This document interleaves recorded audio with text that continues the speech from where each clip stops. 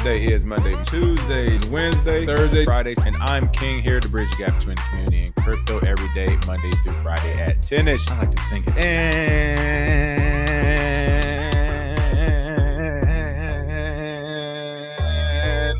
in. We are live. Fight!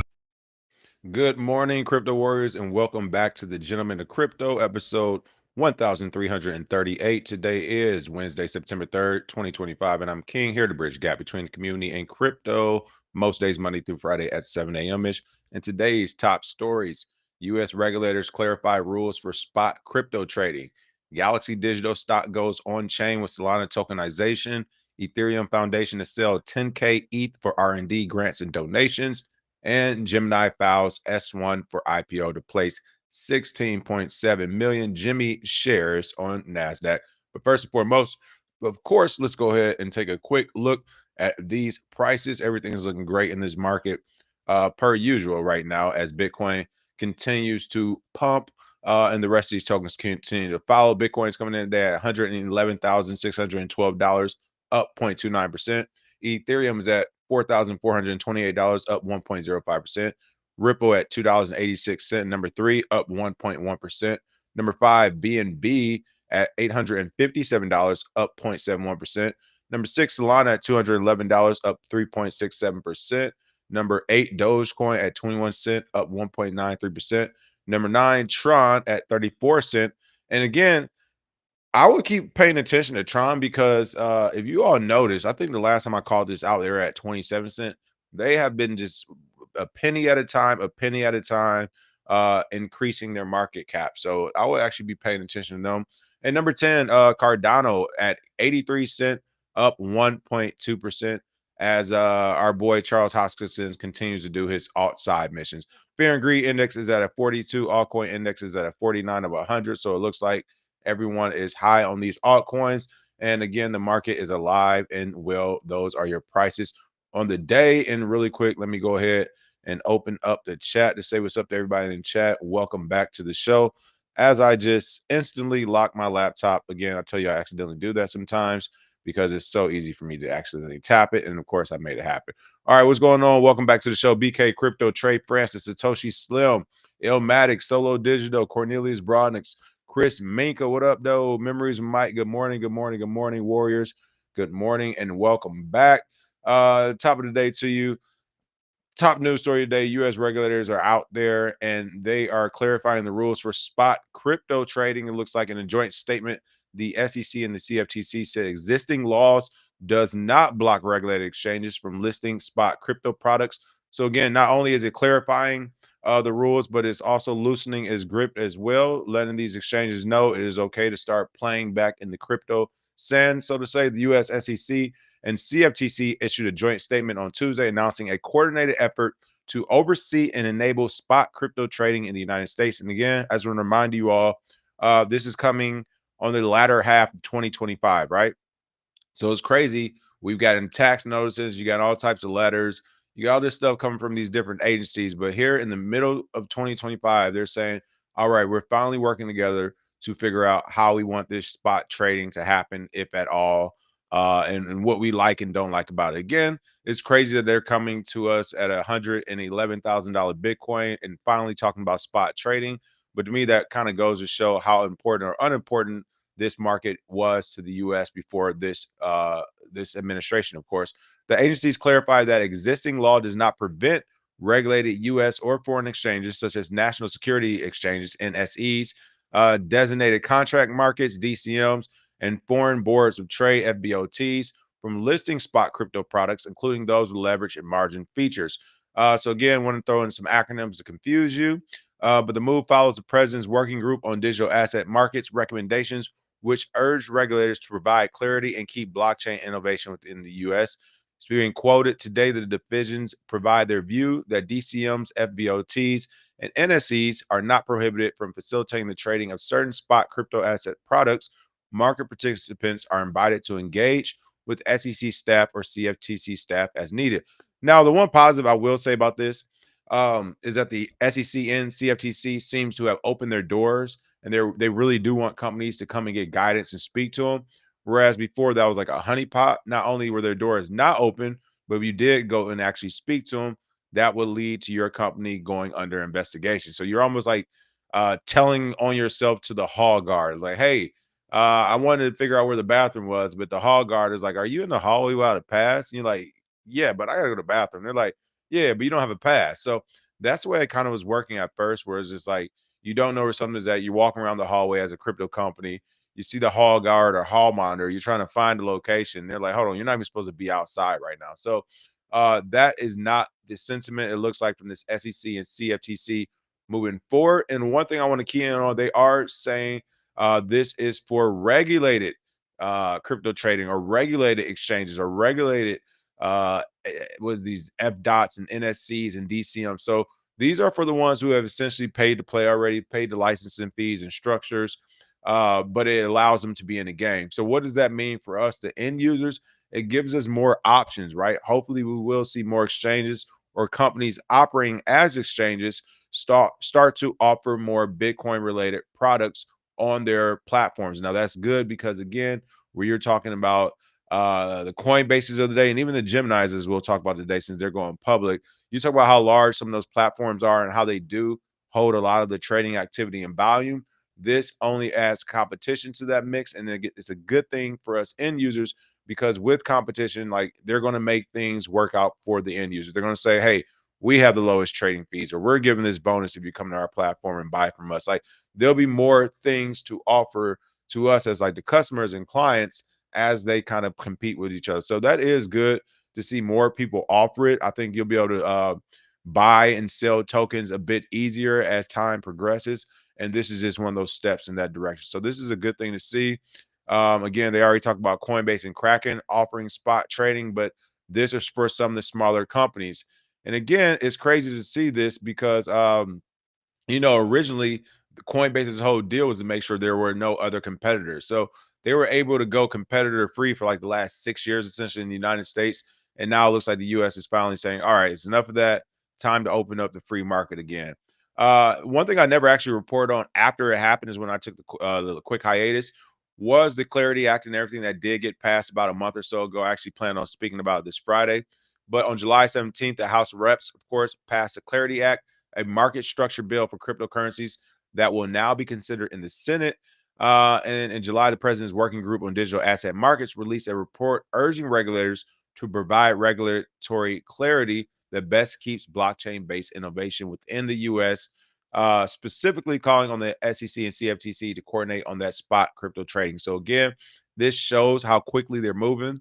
That was in August, or excuse me, that was in July, actually, middle of July. And here we are at the beginning of September with some clarity, and that clarity is it just being that hey, there's no real rules you need to worry about if you're an exchange. And again, that's good for us because it just gives us more options, more places to trade, more places to dollar cost average, and more places to sell if you need to. Let's not forget on the other side of that coin, if those prices start dipping and you all are trying to get out the market with a certain token, a lot of exchanges or platforms may go down during those times. All right. What else do we have going on? Galaxy Digital. That is right. He said, listen, I've already doubled and tripled down in this market. Why not go even harder? If this sounds familiar, but you can't quickly put your finger on it, Galaxy Digital is from Mike Novogratz, the guy who got the Terra Luna tattoo on his arm. I am not mad. It's actually historically pretty cool to have that tattoo now to be in crypto. It's like, yeah, I got scammed bad. Not only did I lose my money, but I also have a tattoo to remind me of the event for the rest of my life. I wonder if anybody got a BitConnect tattoo. There have to be at least one BitConnect tattoo. BitConnect was making people millionaires at first. So there's definitely at least one BitConnect tattoo. But here you have it. Galaxy becomes the first NASDAQ listed company to tokenize its shares on Solana, highlighting, I think, two things. This article only mentions one. And the one it mentions is highlighting how equity markets are starting to move on chain. And I would say it highlights something else as well. It highlights exactly how crazy Mike Novogratz is. Like, don't double down once, triple down, and keep going. I'm not mad. Seriously, his company is the first to do this. I semi applaud it for choosing Solana, though I will say I think it bears some risk, even if it's reputational risk, right? If it doesn't work out, maybe it doesn't affect the underlying stock itself or on the traditional side, but I think it definitely would cause for some reputational risk to be ruined there. But hey, for a guy who got Terra Luna tattooed on his shoulder, who cares about the reputation at this point? So, Galaxy Digital, the crypto investment firm founded by Mike Novogratz, has tokenized its publicly traded stock, positioning the shares for use within decentralized finance as institutional interest in tokenization grows. The company said Wednesday that its Class A common shares listed on both NASDAQ and the Toronto Stock Exchange under the ticker GLXY can now be tokenized and fractionalized on the Solana blockchain through Superstate's opening bell, a platform for tokenizing public companies. Superstate, a fintech firm, will act as the SEC registered transfer agent. So, unlike synthetic products or derivatives, the initiative involves tokenizing Galaxy's actual Class A shares. Trades executed on opening bell would generate an instant record of ownership on chain. So, my thing is this, just kind of quickly looking at it, and of course it's going to be depending, it's going to depend on how the tokenization works. Like, I'm assuming, are you getting this back in Solana, or how that's kind of, how does that work once you tokenize yourself on Solana? But also, I'm kind of confused. I've always been confused about this a bit, so maybe you all can clear it up in the comments, or I had to keep looking into it. But uh, there is, to me, they're almost like double stocking it, right? Double token. Like, you have these assets on the stock exchange, you have these same assets, or the representation of the same assets on a blockchain, that being Solana. So it's going to be interesting to me to see, hey, are these one on one? Are these duplicates, right? Are these going to be considered copies and records of these of what happened on the stock market, or will these be their own individual almost stocks, essentially, or tokens on the blockchain? And if so, does it have its own value? So will it have a $5 per share stock value, and then also a $7 token value, right? So I don't know how those are going to mix and mingle, and how that's going to be represented. So I'm first curious about that. But I do think it's a good thing that he's doing it, whether they are successful or fail. They are opening the door to other companies to say, hey, here is a new way to verify your value, or at the very least, add another way to get money into your company by essentially creating tokens from your stock on the blockchain, or on various blockchains. And the reason why I'm so curious, because it can be a slippery slope, right? If you're doing this on Solana, then what if you do it on Bitcoin? Then what if you do it on Ethereum and other tokens? It becomes a bigger market for one market in of itself. So I get them. They're saying this isn't a synthetic, this isn't a derivatives. We're actually tokenizing it, but it would have to be the representation off the top of my head. It's going to get kind of weird if you're not tokenizing it for the representation. You're doing it to actually create a new value, which in this space, that's oftentimes what happens when you hear about tokenized offerings or token anything. It's them trying to create new streams of capital, new value with old products, essentially. So, and see, here it is, an article. I'm glad I'm still scrolling down as I'm speaking. It is it's quoted as it says here. It is crucial to understand that investors do not own actual shares. See, they hold tokens issued by intermediaries, which may entitle them to payouts if the underlying shares increase in value or are sold. John Murillo, chief business officer at fintech firm B2B broker, Cointelegraph, B2 broker. I would want to, this is might be a firm I had to look into and speak to these folks to get even more information on. But off the top of my head, I mean, again, this is the same guy who put all his chips on Terra Luna. So off this, just off the top of my head, doesn't look great, because I've noticed in this market throughout the years, whenever you get the word soup and things get confusing and it's not making sense, normally that's all intentional. So that's my first reaction to this. Is like, it's kind of confusing, it's not making a lot of sense, and there's money involved. Like, that's a recipe for disaster in this space. We've seen it time and time again with this same actor, by the way, right? Mike Novogratz, disgraced Wall Street veteran, lost a lot of money on Wall Street, got kicked out, went to the crypto side of the house. Definitely made a lot of noise, but I would say more from connections than actual wins, kind of. Publicly touted Terra Luna, just spoke about that. And now here he is saying, hey, we're going to go on the blockchain, not a super popular and secure one. We're going to go on one of the new and burgeoning ones, looking at Solana. So I don't know, a lot of red flags on this. I hope it works out, because I think it does move tech forward and does move the way you may even do, traditional stock market activities for, as far as tokenizing them on blockchains. But there are a lot of red flags as far as getting this to work, because again, it can get super convoluted and confusing all at one time. So I hope it does work.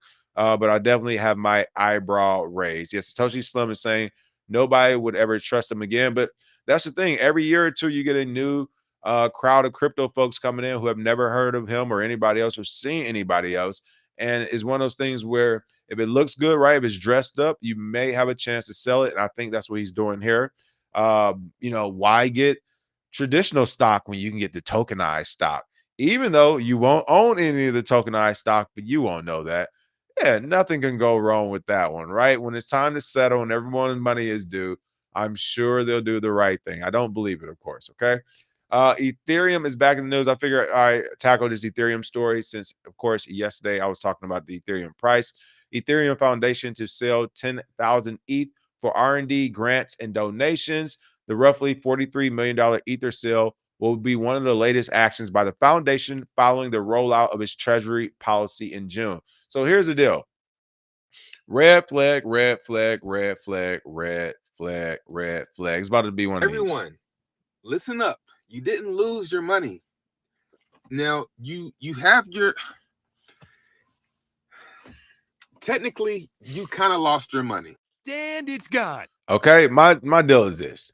Again, looking back at Bitcoin, we're going to talk about Bitcoin since if you remember when Ethereum came out, this was supposed to be one of the Bitcoin killers. This was the original OG Bitcoin replacement. Let's not forget, okay?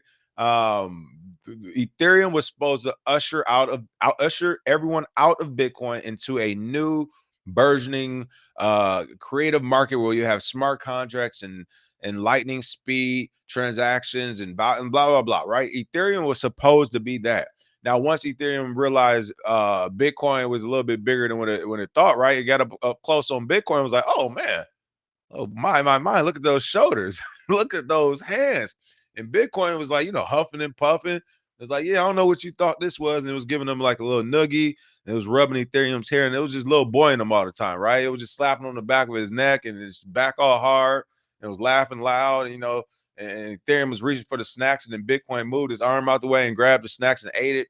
You know what I'm saying? Gave his wife a hug. All right. Bitcoin, all types of disrespectful. When Ethereum saw the way Bitcoin was mobbing, it said, we misspoke. Okay. Maybe we were tripping. All right. Maybe we won't be as big as Bitcoin. And they do the whole rebranding. Like, all right, well, we could do it. We're doing Ethereum and we're smart contracts. We're our own thing. Okay. That happened after it realized the strength of Bitcoin. After it saw the strength of Bitcoin, then it decided to take a step back. I say all that to say this. Bitcoin being the gold standard I mentioned yesterday and everything great about it, it does not sell. There is no Bitcoin Foundation or all this other stuff saying, hey, let's try to get rid of 10,000 Bitcoin so we can do some more R&D and grants and stuff. It's people working on it for free. A. B, I don't even think you see that many projects doing it. You see, you do see for sure companies doing it to stay alive during these bear markets, but there's not too many projects you are seeing giving away their Bitcoin. So first red flag is that Ethereum, the foundation itself, is saying, hey, we believe in all this so much, we're about to sell it. Second red flag, looks like you are trying to sell some bags to me at an all-time high. You all can talk what you want, you can say what you want. This is the facts are the facts, and the facts are all-time high, and all of a sudden the foundation is selling. Red flag. Like, get out of here. Y'all try, oh yeah, we got to do some more R&D. And how much research and development does Ethereum? They've done 10 years of research and development at this point. Like, seriously, they have millions, hundreds of millions of dollars, and they had enough time and developers in countries. Let's not forget, they've had people in Russia working on it, people in the United States working on it, people from the UK working on it. So you have a global team, you have hundreds of millions of dollars, and you have, okay, at a minimum 5 to 6 years. And you're saying at our all-time high, we're selling tokens for some more R&D. All right, wink, wink, wink, wink. And it's gone. It looks like founders trying to sell at an all-time high to me, but I digress. Let's go ahead and take a quick peek at this article.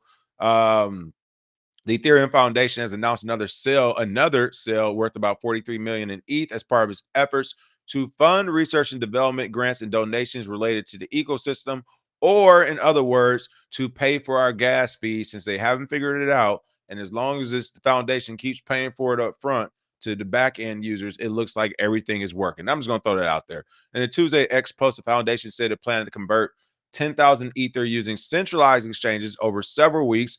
The group said the conversions intended to fund his work will take place over multiple smaller orders rather than a single large transaction. Of course, it would take place over multiple small. This is literally Terra Luna. Since I spoke about them today, this is Terra Luna telling you all with a straight face, hey, everything we told you about that algorithmic stable coin, we're not going to actually do. We're just going to buy Bitcoin. Like, this is the same eyebrow raise right now. So essentially, in a nice way, you're saying that in order for us not to severely affect the market and supply and demand, we're not going to sell it all at once. We're going to do microtransactions and essentially try to hide ourselves, but we're going to tell you we're doing it. That way it doesn't feel or seem like we're doing anything dirty or against the grain. It's like, no, you still are the okay. So you're telling me if what's his name? Old boy from Litecoin, Lee. I can't think of Lee name right now. But whatever Lee from Litecoin, when he sold at an all-time high, if he would have came out a day before and said, and told everybody essentially, like, hey, yeah, I'm thinking about doing about 6 transactions tomorrow, and that's probably going to reduce my Litecoin portfolio by 85%. Everybody be like, so you're selling at all-time high? You just telling us in like a nicer, different way? That's all Ethereum is doing right now. They're telling you in a nicer, different way that we will be doing small orders so we won't jack up the market and to get rid of this 10,000 ETH. Why do small orders? Why do small orders? You got to get rid of it. It's for R&D, right? Because here's my thing. If it takes you 10,000 ETH, 43 million, and that's the other thing, people, they need $43 million right now. Like they need that's 43 million, not 20 million, not another 3 million to sprinkle around. You need 43 million. Again, you're trying to sell a bag at the top and you're trying to make sure some of your developers and other team. I mean, honestly, it sounds like you're trying to make sure at least 25 team members are being paid. That is what that sounds like. Because this is that broad talk. You got to remember, I did PR for the military. I'm very good at this. When they say we're doing R&D, be specific. A, B, who's doing R&D? Other humans are. There aren't AI and robots doing this. R&D is for a human to go research and develop. So again, that 43 million, those are people's salaries we're talking about right now. So something's going on with Ethereum to where they're saying, shh, we can't pay people. Let's sell our own ETH money from the foundation, sell our own ETH so we can pay our team. We'll say it's for R&D and everything else, and we'll do microtransactions because again, if what you say is true, 10,000 ETH is going to be going $43 million R&D. And what else does this article mention? What is it? Grants and donations for the ecosystem. If that is all true, it should make the ecosystem stronger. It should add value to it. That means that $43 million they'll get back should make the price of Ethereum go up to 4,800, not or if not 5,000, 5,500. But essentially, this is counterintuitive because they're saying, hey, we're going to take this money, we're going to sell this ETH, we're going to get the war chest back pumping, and but it's not going to do anything to the valuation or to the price. That's not making sense to me. Is not making a lot of sense to me. ETH, I am still on y'all ass. All right. I thought I was gonna let them have it because they did that little 25% pump. I give it to the some of the operators and owners of Ethereum and some of these corporate maxis in Ethereum. They are working together to make sure they stay in the sun. But I keep telling you all, they looking funny. They smelling funny. They walking funny over there. All right. It's a lot of weird going on over there. Do not be surprised if the house of cards come falling. Now, I do think they have way longer than most people, especially on Bitcoin pumps. But doing $43 million buybacks, essentially, they got about 3 more years of that max. They definitely need Bitcoin to continue to pump. How many more times do you all think they can go back to the war chest and just go, all right, we're just going to pull out $43 million again? Like, you got about 3 or 4 more times of that before it's going to be like, the war chest isn't chesting the way it used to. So I want to be clear about that. Like, they only have a few more times to do this. And there is no project out here saying we believe in ourselves so much, we're going to sell 10,000 of our assets in order to get money to pay. And then they mentioned donations to go with it. Like, how and donations. What again? Specify. Maybe they do specify as I scroll down. But what donations? Why do you need to sell your valuable asset to donate to the ecosystem if the ecosystem is working? That's what it doesn't make sense. You don't need to donate to an 8-year ecosystem that's actually working. Unless it's not working, then you do need to donate to it. It doesn't really make sense. The sale comes after the foundation temporarily paused open grant applications on Friday as part of an effort to overhaul its grant process.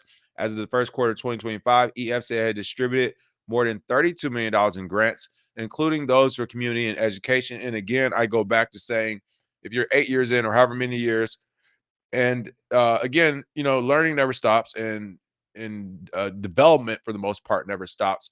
But if you're 8 years in and selling 10,000 assets for $43 million, for R&D being part of the reason, then maybe you need to slow down on the grants and community education. Maybe that should actually go to Ethereum itself. So they released a treasury policy in June, which laid out considerations for each sale. Specifically, EF said it will periodically calculate the deviation of the treasury's fiat denominated assets and determine how much, if any, Ether will be sold over the next 3 months. So they have announced this. Since announcing the policy, the foundation has already sold about $25 million worth of Ether to Sharpling Gaming, and about almost 2,800 worth, about 12.7 million in 2 transactions.